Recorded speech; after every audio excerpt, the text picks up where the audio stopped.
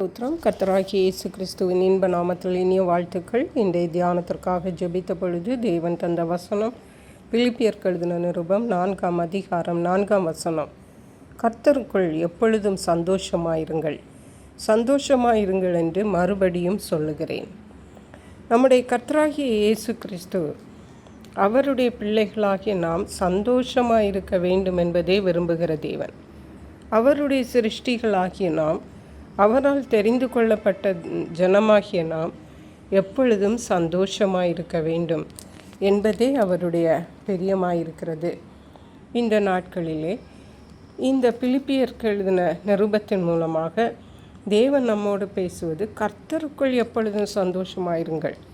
இந்த உலகத்திலே அநேக சவால்கள், அநேக பாடுகள் எல்லாம் உண்டு. ஆனாலும் இந்த உலகத்திலே நாம் மாம்சீகத்திலே சந்தோஷமாயிர முடியாவிட்டாலும் கர்த்தருக்குள்ளே நாம் சந்தோஷமாயிருக்க முடியும். ஒரு பிள்ளை தன் பெற்றோர்கள் தன்னிடத்தில் இருக்கும் பொழுது கவலை இல்லாமல் எப்படி இருக்குமோ அப்படியே தேவன் நம்மோடு கூட இருப்பார் என்றால் நாம் கவலைப்பட தேவையில்லை. அதை தான் கர்த்தருக்குள் எப்பொழுதும் சந்தோஷமாயிருங்கள் என்று சொல்லப்பட்டிருக்கிறது. சந்தோஷமாயிருங்கள் என்று மறுபடியும் சொல்லுகிறேன். ஹல்லேலூயா.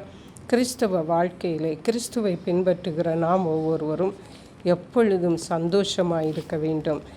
ஏனென்றால் 1 பேதுரு எழுதின நிருபம் 5ஆம் அதிகாரம் 7ஆம் வசனம் சொல்லுகிறது, அவர் உங்களை விசாரிக்கிறவர் ஆனபடியால்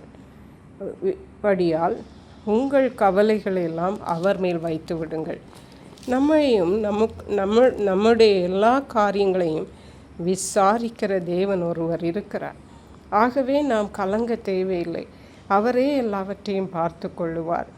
எல்லா கவலைகளையும் அவரிடத்திலே அனுப்பிவிடுங்கள், அவர் பார்த்து கொள்ளுவார்.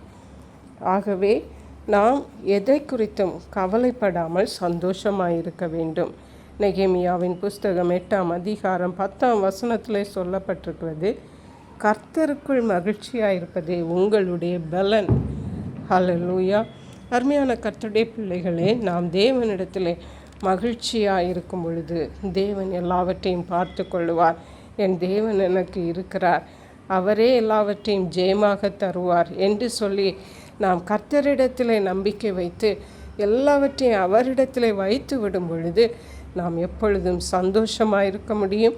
அது நம்முடைய பலனாக இருக்கும். கர்த்தர் இந்த வார்த்தைகளை ஆசீர்வதிப்பாராக. ஜெபிப்போம். எங்களை கிருபையை நேசித்து பாதுகாத்து வழி நடத்துகிற எங்கள் அன்பின் தகப்பனே, ஆசீர்வதிக்கப்பட்ட இந்த நல்ல நாளுக்காக நன்றி. இந்த வேளையிலும் கர்த்தருக்குள் எப்பொழுதும் சந்தோஷமாயிருங்கள் என்று சொன்னது போல நாங்கள் ஒவ்வொருவரும் எப்பொழுது கர்த்தருக்குள் சந்தோஷமாயிருக்க கிருபை தாருங்க.